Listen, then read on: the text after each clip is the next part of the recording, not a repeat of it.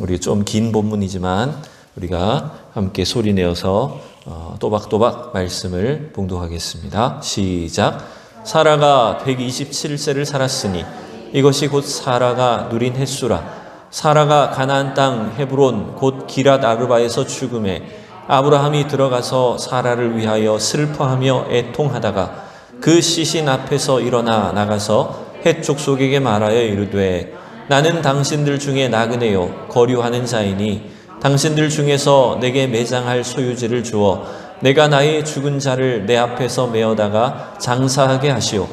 헷 족속이 아브라함에게 대답하여 이르되 내 주여 들으소서. 당신은 우리 가운데 있는 하나님이 세우신 지도자이시니 우리 묘실 중에서 좋은 것을 택하여 당신의 죽은 자를 장사하소서. 우리 중에서 자기 묘실에 당신의 죽은 자 장사함을 금할 자가 없으리이다.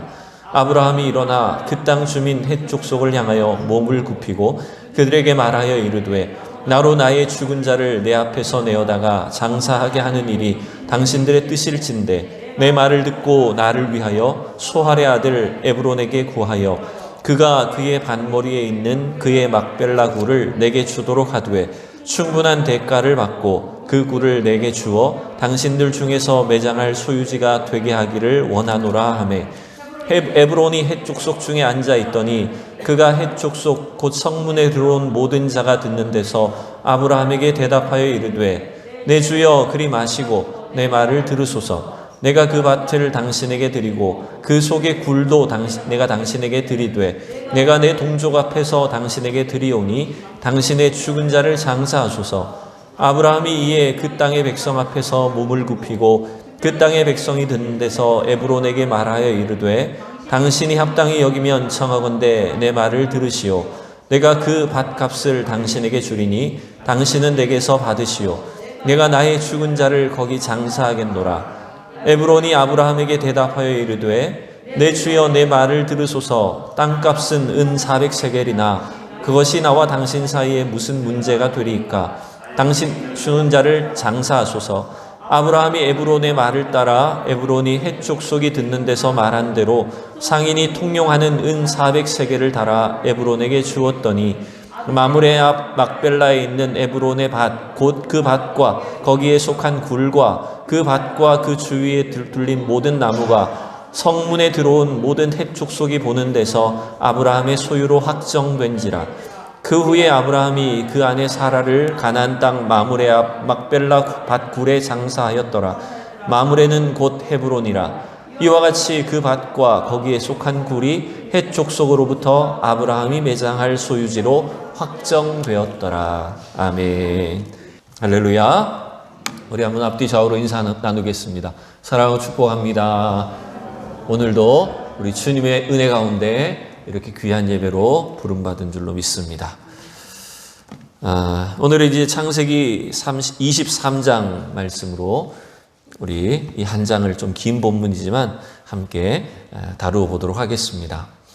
창세기는 이제 이삭이 태어난 이후에 아브라함과 그 사라의 시대는 이제 전환이 되어서 이제 다음 세대 이삭의 시대로 창세기 내용이 바뀌고 있는 걸 보게 됩니다.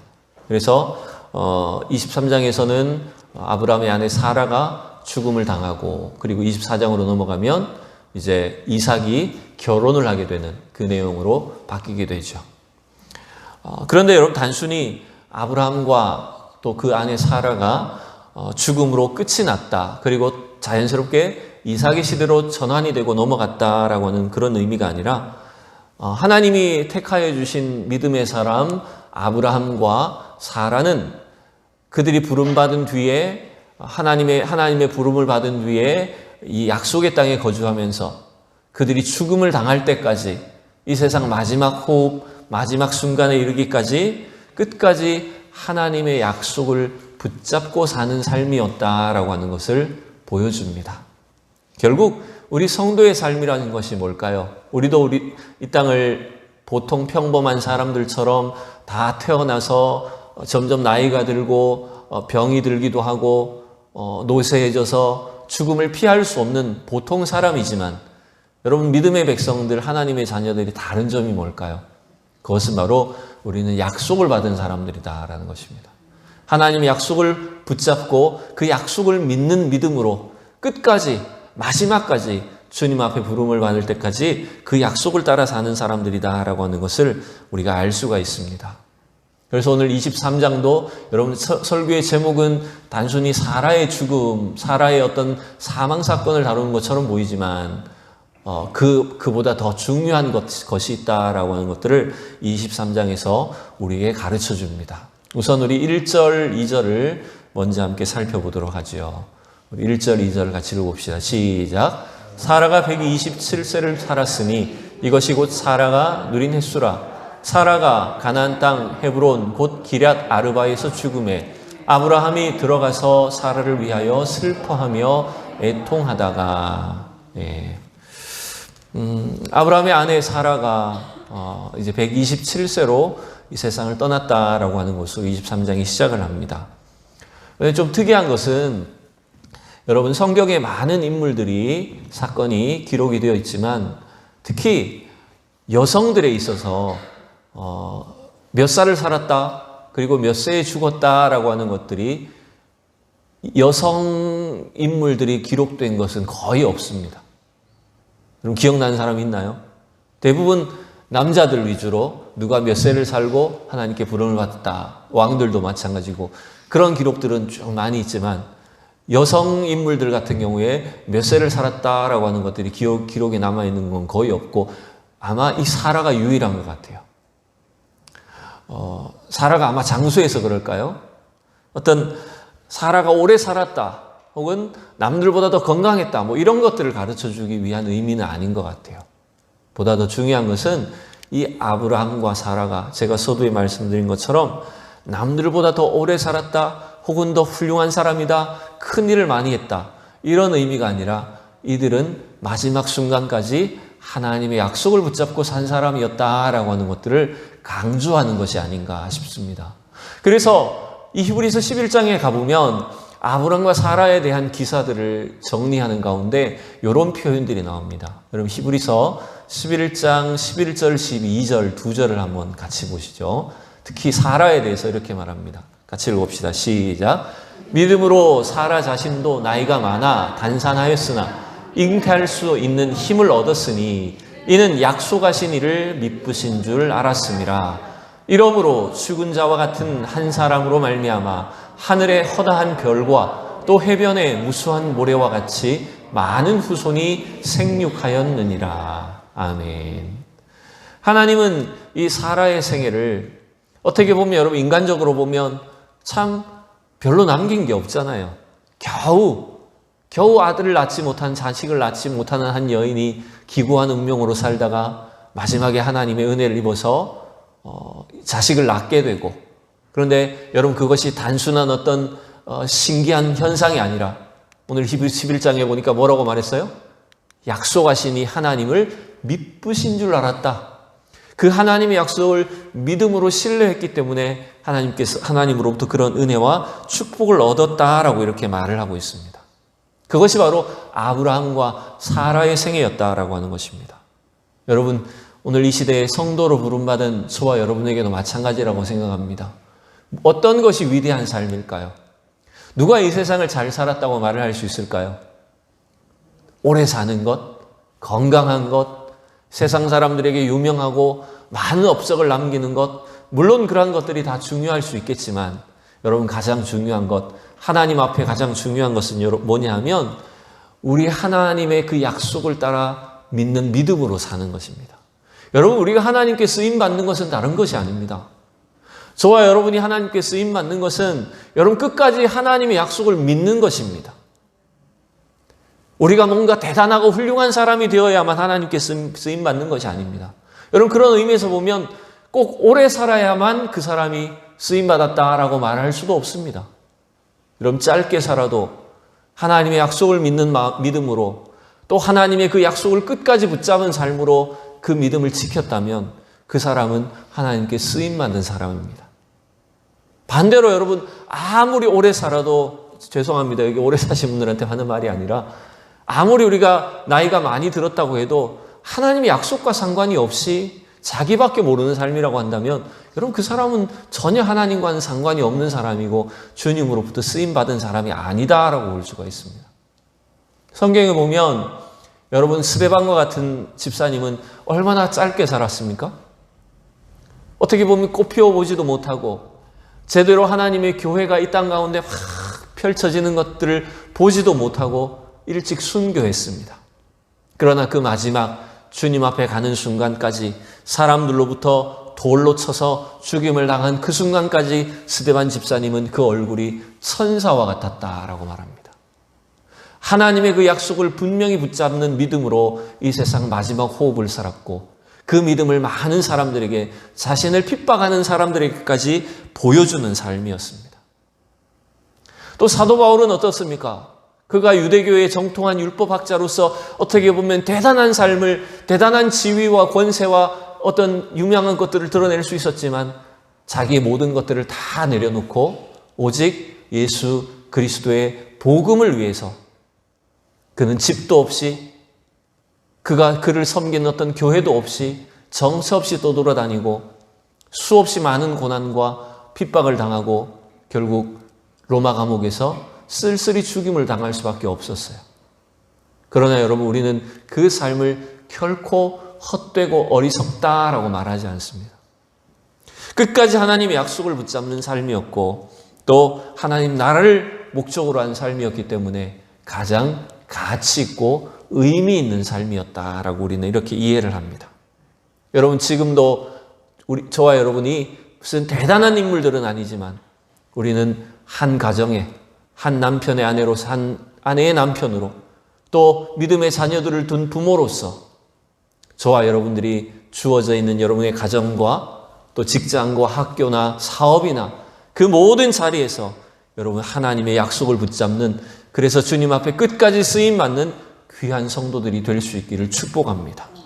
여러분 이 세상 사람들은 다 죽음의 길을 갑니다. 누구나 다 죽음의 뒤안길로 흘러갈 수밖에 없습니다. 그러나 그 수많은 죽음들 중에서도 수많은 사람들이 다 죽음의 길을 가지만 여러분 하나님은 성도의 죽음을 귀하게 여기신다고 말씀하십니다. 왜냐하면 우리의 마지막 순간까지 하나님의 약속을 붙잡는 삶이 될 때 그 성도의 죽음까지도 하나님은 귀하게 여기시고 하나님의 영광으로 하나님의 은혜로 채워주신다라고 하는 것을 여러분 믿으시기를 축원합니다. 여러분 오늘 이 아브라함과 사라는 특별히 그 죽음이 그냥 단순히 어떤 개인의 운명의 끝으로 죽음으로 끝이 아니라는 것을 오늘 보여줍니다. 우리가 그 2절에서 살펴봤지만 22장에서 23장으로 오면서 조금 차이가 난 부분이 있다면 분명히 이 20장부터 22장까지 이 아브라함의 가정은 어디에 내려가서 살았어요? 여러분? 그랄 땅으로 내려갔잖아요. 그래서 그랄 땅에 가서 아비멜렉 왕이 있는 곳에 살았고 그리고 그 7개의 그 우물을 가지고 협정을 맺은 뒤에 그 땅의 이름을 브엘세바라고 이름을 붙이고 거기 거주했었어요.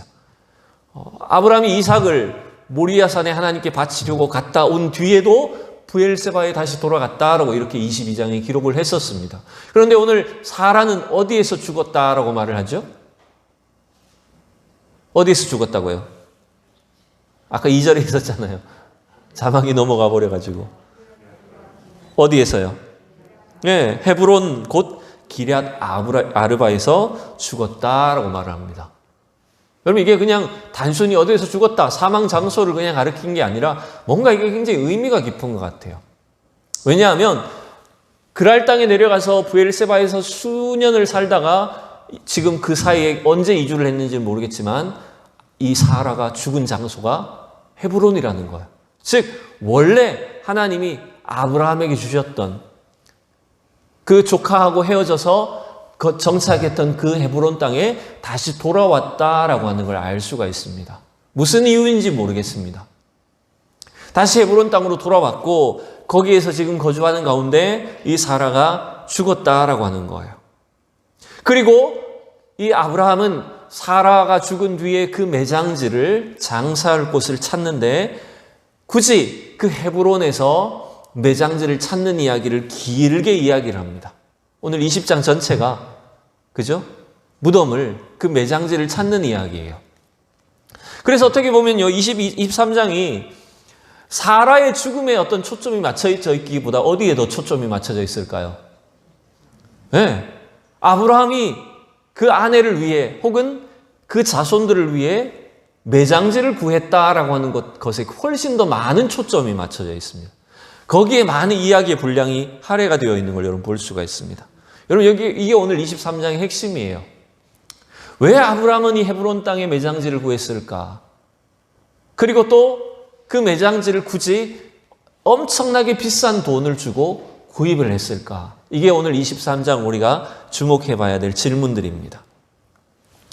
자, 우리 3절, 4절을 함께 보시죠. 이제 매장지를 찾는 과정을 시작을 합니다. 시작. 그 시신 앞에서 일어나 나가서 헷죽 속이게 말하여 이르되 나는 당신들 중에 나그네요 거류하는 자이니 당신들 중에서 내게 매장할 소유지를 주어 내가 나의 죽은 자를 내 앞에서 내어다가 장사하게 하시오.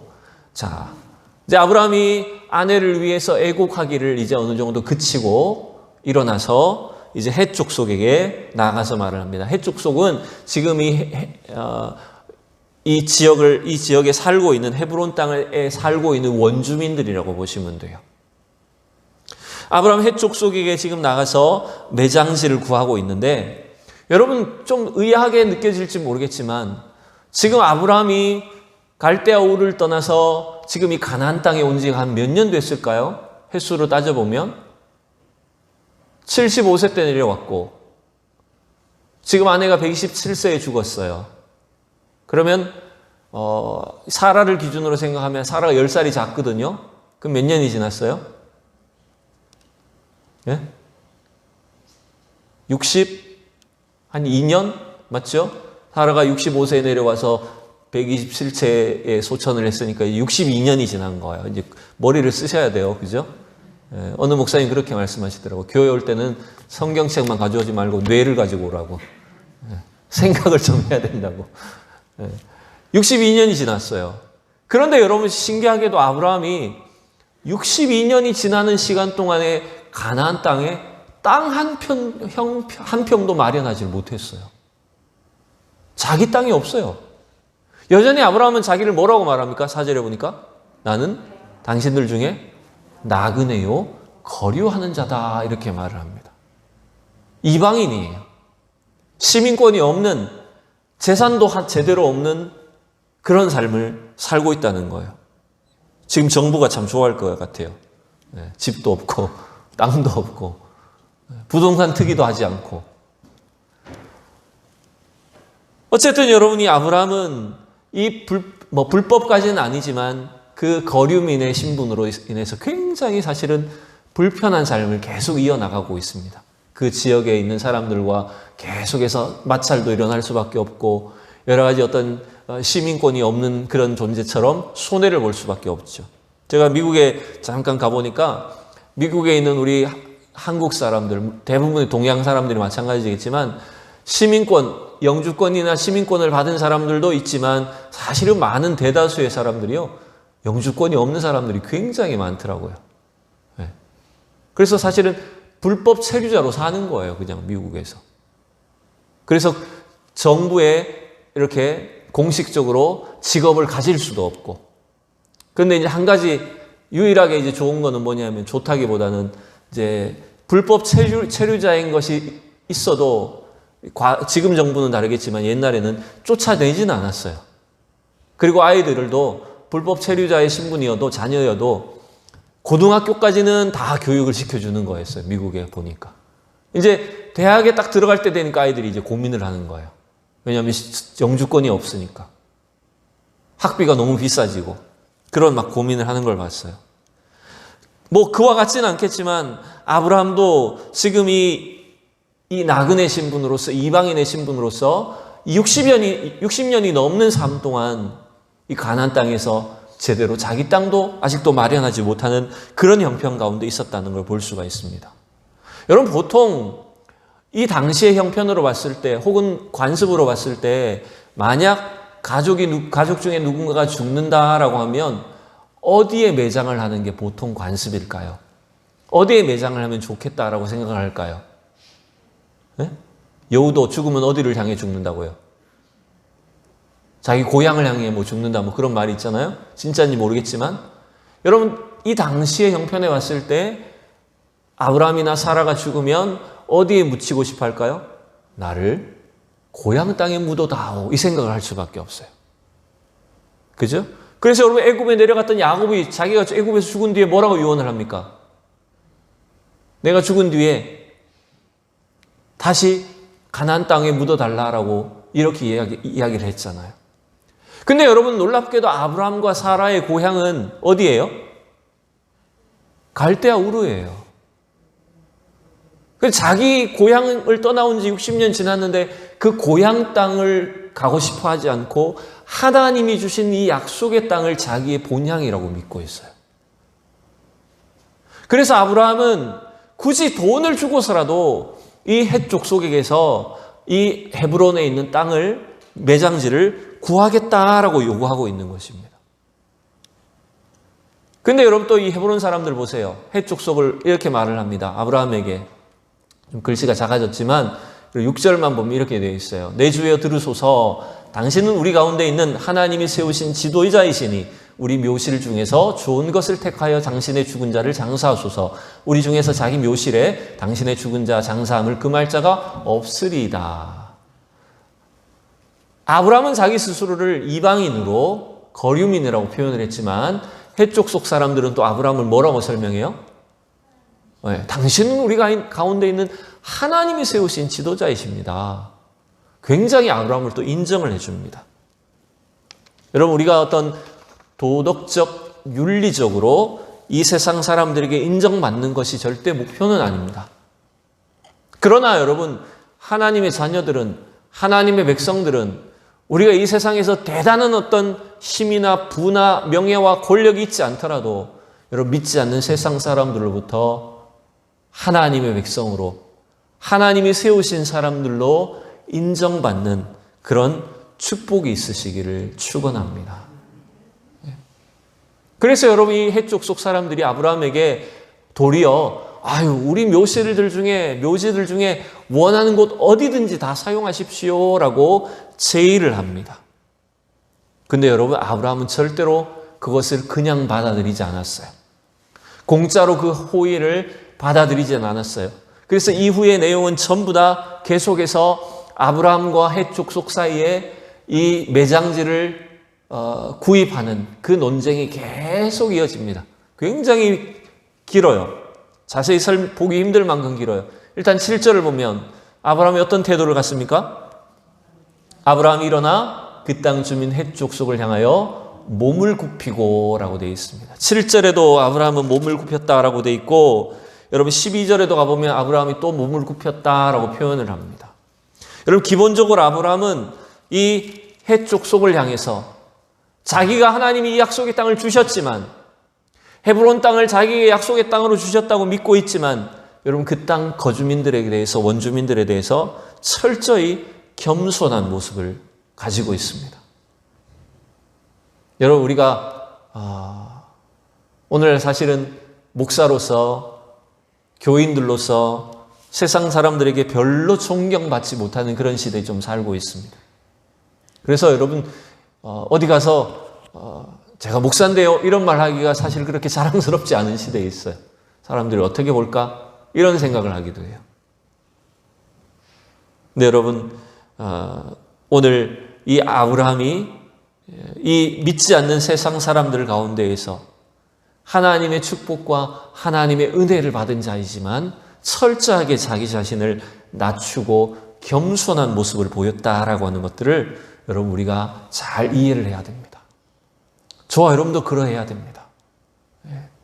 때때로 저희 목사들이 어디 가가지고 맨날 목사의 어떤 특권을 누리려고 할 때가 있어요. 뭐 경찰한테 검문대도 내가 목사인데 말이야 이러면서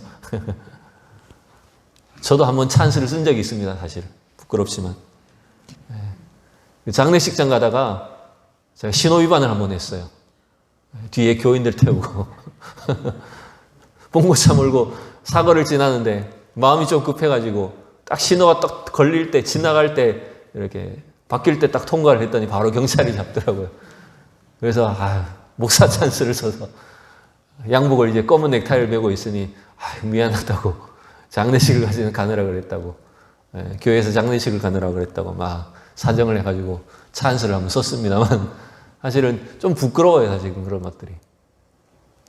우리는 이 세상 속에서 여러분 믿지 않는 사람들 속에 참으로 아름다운 그런 본이 되는 그런 삶이 되면 좋겠습니다. 여러분, 근데 아브라함은 계속해서 이 헤브론 사람들 해쪽 속의 제의를 계속 거절을 합니다. 여러분, 오늘 이 본문을 나중에 한번 자세히 한번 읽어보세요. 계속 공방은 아니지만, 싸움은 아니지만 서로 이렇게 막 이어집니다. 아브라함이 이걸 거절해요. 그리고 또 어떤 제안을 하냐면 이제는 그 해쪽 속 중에 에브론이라고 하는 사람이 있어요. 그 지역이 아마 유지였던 것 같아요. 그 사람에게 있는 그 밭의 굴을 저에게 묘지로 파십시오. 제가 정당한 가격을 주고 이제 그걸 굴을 사겠습니다라고 제안을 합니다. 그런데 또 이 에브론이라는 사람이 이제 또 많은 사람들 앞에서 성문에서 많은 지역 유지들, 지역 대표들, 재판장들 앞에서 아닙니다. 제가 주겠습니다. 제가 당신에게 그냥 드리겠습니다. 굴만 드리지 않고 밭도 드리겠습니다. 이렇게 딱 합니다. 그럼 또 아브라함이 어떻게 할까요? 또 거절을 합니다. 그렇게 하면 안 됩니다. 제가 정당한 값을 치르고 제가 그것을 구입하겠습니다. 이런 이야기가 계속 오고 갑니다. 그랬더니 여러분 한번 15절을 보시면 이렇게 되어 있어요. 내 주여 내 말을 들으소서. 땅값은 은 400세겔이나 그것이 나와 당신 사이에 무슨 문제가 되리까. 당신의 죽은 자를 장사하소서. 여러분, 이게 좀 웃기는 게 에브론이라는 사람이 아주 부자인 것 같아요. 그 지역의 유지인 것 같아요. 그래서 아브라함에게 땅을 그냥 주겠습니다. 그냥 사용하십시오라고 이렇게 막 제의를 했는데 아브라함이 안 된다고 끝까지 제가 값을 지불하고 땅을 사겠습니다라고 했는데 얼마를 불러요? 제가 안 받아야 되는데 하면서 얼마를 불러요? 은 400세겔을 불러요. 이게 좀 웃겨요, 장면이. 왜냐하면요, 이 금액은 어마어마한 금액이기 때문에 그래요. 말로는 그냥 주겠다고 했었거든요. 그냥 쓰라고 무상으로 주겠다는 식으로 해놓고 정작 가격을 말할 때는 은 400세겔을 부르는데 이게 이제 우리 화폐 가치로 환산하기가 거의 불가능하지만 이 성경에 나오는 이 금액의 단위로 놓고 봤을 때 이거는 엄청난 금액이에요. 지나치게 많은 액수예요. 왜냐하면 성경 곳곳에 보면 그 부동산을 매매하는 그 장면들이 곳곳에 소개되는데 이렇게 되어 있어요. 사무엘 하에 보면 다윗이 성전터를 구입하는데 거기 누굽니까? 누구의 타작마당이었나요? 갑자기 이름이 생각이 안 나네요. 그죠? 기억나시죠? 예? 크게 말씀하세요. 오르난의 타작마당. 오르난의 타작마당을 구입할 때 그걸 이제 성전터로 나중에 사용하는데 거기 보면 은 50세겔을 지불해요. 은 50세겔을. 그리고 예레미야가 하나님의 명령을 따라서 사촌에게서 땅을 사는 장면이 나옵니다. 사촌한테 밭을 사는 장면이 나와요. 거기 보면 은 17세겔을 지불하고 땅을 샀어요.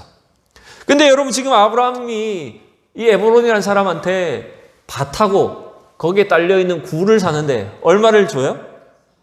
400세겔을 지불을 해요. 에브론이 욕심이 장난이 아니에요. 그냥 준다고 해놓고는 정작 돈을 받을 때는 어마어마하게 부풀린 어떻게 보면 가격을 제시를 합니다. 그러면 여러분, 우리가 정상적인 부동산 매매를 한다라고 하면 여러분 같은 거 어떻게 하시는 게 옳겠습니까? 어떻게 하셔야 되겠어요? 예?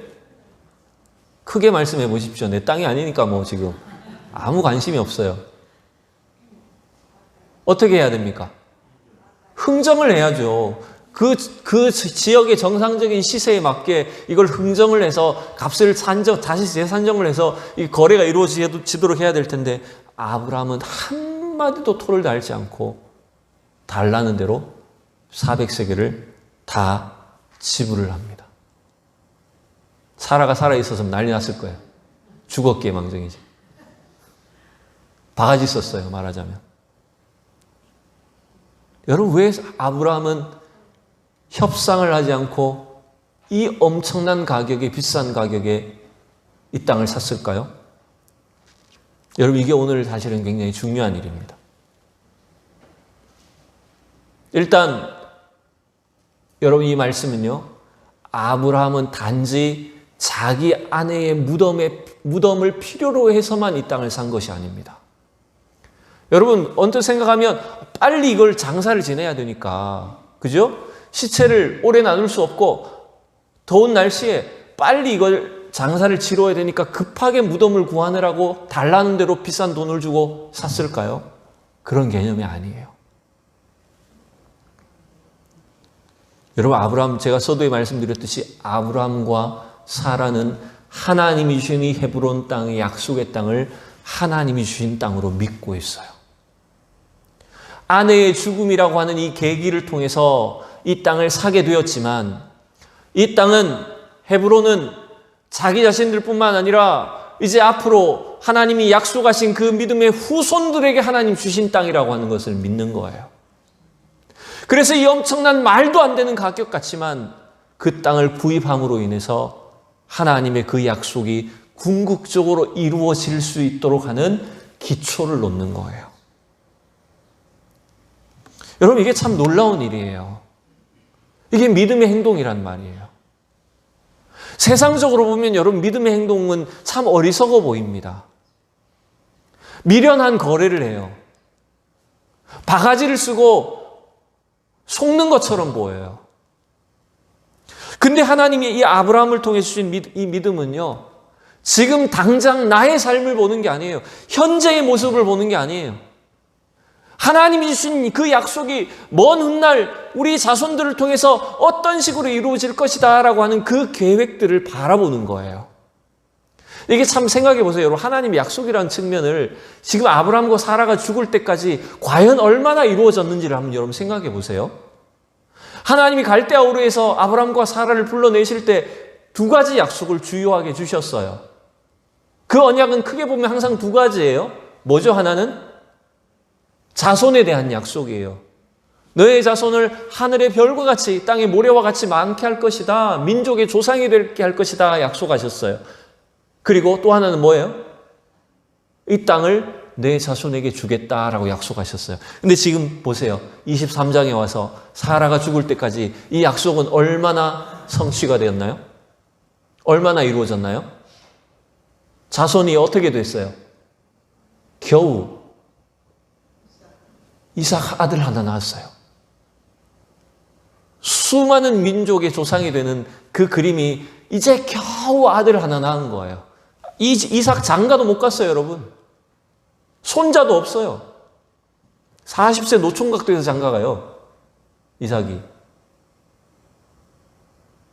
그 하나님의 약속이 지금 전혀 눈앞에 이루어지지 않은 것처럼 보여요. 땅은 어떻습니까? 제가 아까 말씀드렸잖아요. 62년이 되도록 땅이 있어요, 없어요? 전혀 자기 소유의 땅도 없어요. 근데 아브라함과 사라는 하나님이 자기들에게 주신 그 약속을 믿음으로 보고 있는 거예요. 끝까지 그걸 믿는 거예요. 어쩌면 그래서 세상적으로 보면 가장 미련하고 어리석은 거래인 것처럼 보였지만 아브라함은 그 하나님의 약속을 따라서 이 주신 헤브론 땅을 아내를 위한 매장지이기도 하지만 자기 자손들의 소유를 위한 땅으로 미리 사는 거예요. 여러분, 그래서 어떻게 됩니까? 나중에 이 매장지에 막벨라 굴에 누가 묻힙니까? 아브라함도 묻히고 이삭도 묻히고요.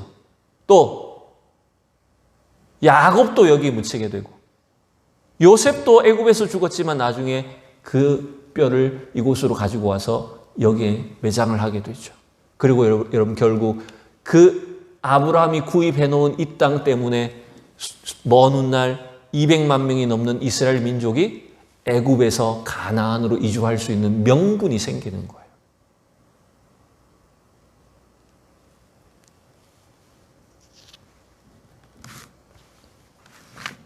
여러분, 그러기에 이 아브라함의 삶을 보면 결국 그가 할 수 있는 최선을 다해서 하나님의 그 약속을 성취하는 것이 생애의 목적이었다는 걸 우리가 알 수가 있습니다. 여러분, 우리가 이걸 잘 생각해야 됩니다. 하나님이 우리에게 언약을 주셨다라고 해서 그러면 우리는 아무것도 하지 않아도 저절로 이루어질까라는 거예요. 지금 이 아브라함이 아내를 위해서 이 헤브론의 매장지를 마련하는 것, 그리고 은 400세겔이나 되는 거액을 주고 이 땅을 사는 걸 여러분 보면서 우리는 이걸 깨달아야 됩니다.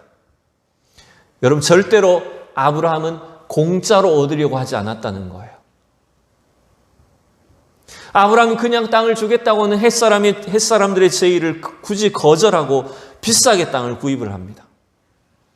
여러분, 그게 왜 맞냐면 그냥 당신은 여기에 매장을 하십시오, 당신 마음대로 쓰십시오 한다고 해서 이것이 아브라함의 땅이 되는 것이 아닙니다. 여러분, 반드시 돈을 주고 대가를 지불해야 되는 거예요. 왜냐하면 여러분, 이 공짜로 얻은 것은 쉽게 사라지기 때문에. 여러분, 이거 우리의 구원에 대해 생각해 봅시다. 우리는 하나님의 자녀로 구원을 받았어요. 저 영원한 천국의 생명을 보장을 받은 사람들입니다. 그런데 그것이 우리의 어떤 노력이나 행위로 이루어지지 않고 우리를 값없이 의롭다 해주시고 우리는 어쩌면 공짜로 이 구원을 받은 거예요. 그러나 우리를 공짜로 구원해 주셨다고 해서 이 구원이 싸구려입니까, 여러분? 값없는 구원입니까?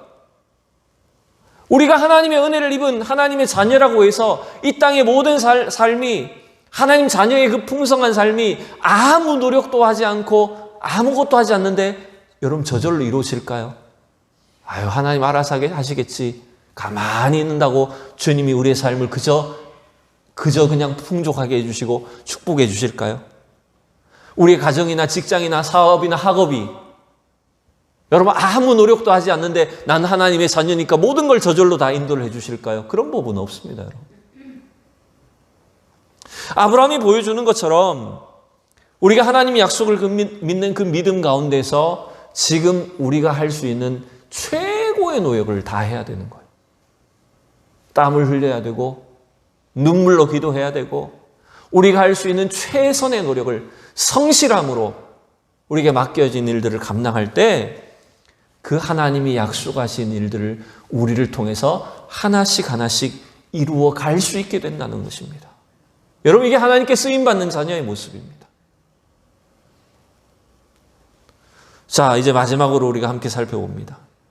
여러분, 이 막벨라 굴을 사는 것은 여러분 놀랍게도 이 아브라함과 사라가 단순히 이 땅에 부동산을 마련하는 정도가 아닙니다.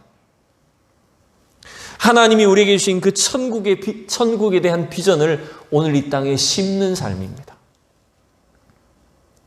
단순히 나중을 바라보고 재개발을 바라보고 경제적인 논리 때문에 이 부동산을 투자하는 것이 아닙니다. 하나님의 꿈과 비전이 있는 그 약속을 이 땅에 오늘 현실 속에서 심는 것이다 라고 하는 것입니다. 여러분, 우리가 이 세상에 하는 일들은요, 어떤 직업이든 여러분이 무엇을 소유하고 있든 우리에게 하나님 어떤 직분을 맡겨주셨든지 간에 여러분 그 일이 바로 오늘 이 막벨라 굴을 사는 것과 같이 하나님의 약속과 비전을 여러분의 삶의 자리에 심는 것이 될 수 있기를 축복합니다. 여러분, 그게 의미가 있는 삶이에요. 우리의 인생이 뭐가 의미가 있겠습니까? 여러분이 땅을 가지고 있고 집을 가지고 있고 어떤 재산을 가지고 있고 이 땅에 어떤 직위와 직분과 여러 가지를 가지고 있다고 해도 과연 그것이 그저 나만을 위한 목적이 된다면, 나의 어떤 경제적인 이익을 위한 목적만 뿐이라면 여러분 그것이 무슨 의미가 있을까요? 그런 목적이라면 이 막벨라 굴은 아무 의미가 없어요. 근데 여러분, 이 아브라함은요, 사라를 통해서 하나님이 주신 그 약속을 믿음으로 내다보며 그 하나님 나라의 비전을 오늘 이 삶의 자리에 심는 행동이었어요. 그래서 우리 이제 마지막으로 히브리서 11장, 우리가 아까는 12절까지만 읽었지만 13절부터 이 아브라함과 사라의 그 삶에 대해서 어떻게 평가를 하는지 함께 우리 살펴볼게요. 히브리서 11장 13절부터 15절을 보시겠습니다. 시작. 이 사람들은 다 믿음을 따라 죽었으며 약속을 받지 못하였으되 그것들을 멀리서 보고 환영하며 또 땅에서는 외국인과 나그네임을 증언하였으니, 지금 여기 9절 보시면 아까 이해가 되시죠? 아브라함이 자기 스스로 나그네로 거류민이라고 표현을 했었어요.